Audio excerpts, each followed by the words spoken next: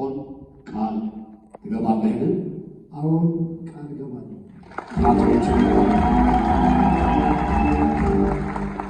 እንደዚሁም ሴቷ ሙሽራ ጠይቃለሁ። እኔ ፓስተር ቴድሮስ አዲስ አንቺን እህት ሜሮን ተመስገንን በእግዚአብሔርና በዚህ ጉባኤ ፊት ጠይቅሻለሁ።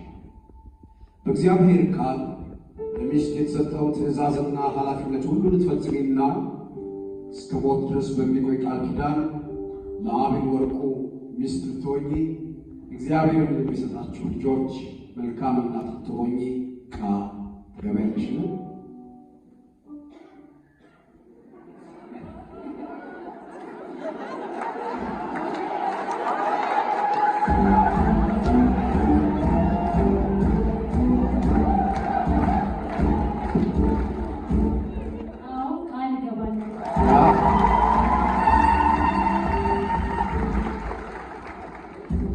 እኔ ሀሳቧን ምትቀይር ይመስለኛል።